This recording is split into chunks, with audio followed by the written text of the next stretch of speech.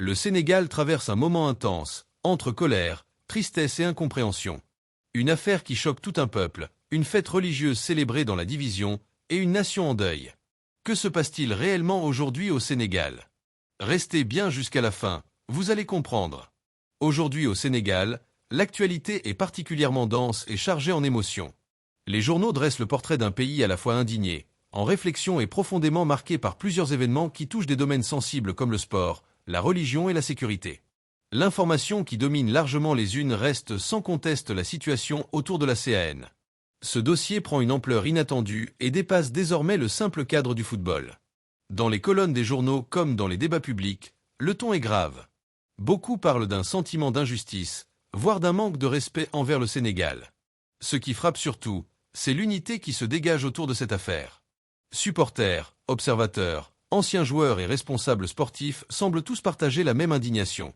On sent une volonté collective de défendre l'image et la dignité du pays. Ce n'est plus seulement une question de match ou de résultat, mais une affaire de principe. La presse insiste sur la nécessité de faire entendre la voix du Sénégal au plus haut niveau, avec des démarches qui pourraient aller jusqu'aux instances internationales. Dans ce climat déjà tendu, un autre sujet vient alimenter les discussions au sein de la société. Il s'agit de la célébration de la Korité, qui, encore une fois, n'a pas été vécue de manière uniforme sur l'ensemble du territoire. Dans certaines localités, la fête a été célébrée plus tôt, créant ainsi un décalage avec la date officielle annoncée ailleurs. Cette situation relance un débat ancien mais toujours sensible, celui de l'unité dans l'observation du croissant lunaire. Entre les partisans de l'observation locale et ceux qui prônent une harmonisation nationale, les positions restent partagées.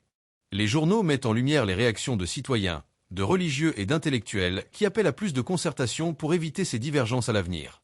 Derrière cette question se cache un enjeu plus profond, celui de la cohésion sociale et de l'unité spirituelle dans un pays où la religion occupe une place centrale.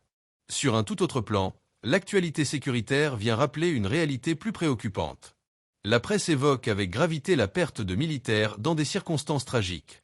Cet événement plonge l'armée et la nation entière dans le deuil.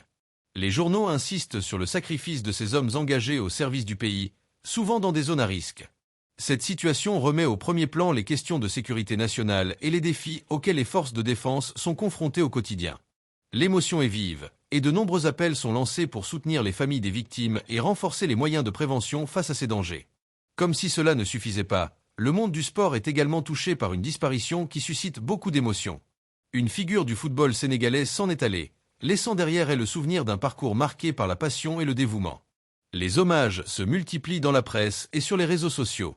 Anciens coéquipiers, supporters et acteurs du milieu sportif saluent unanimement l'homme et sa contribution au rayonnement du football national. Ce moment de recueillement contraste avec les tensions actuelles autour de la CAN, mais rappelle aussi la dimension humaine du sport. Au-delà de ces faits marquants, ce qui ressort globalement de la revue de presse, c'est une atmosphère particulière. Le Sénégal apparaît comme un pays en mouvement, traversé par des émotions fortes mais aussi animé par une volonté de compréhension et de dépassement. Chaque sujet, qu'il soit sportif, religieux ou sécuritaire, semble réveiller une conscience collective. Les débats sont vifs, les réactions nombreuses, mais ils traduisent aussi l'attachement des Sénégalais aux valeurs de justice, d'unité et de solidarité. En filigrane, la presse met en évidence un peuple qui refuse l'indifférence.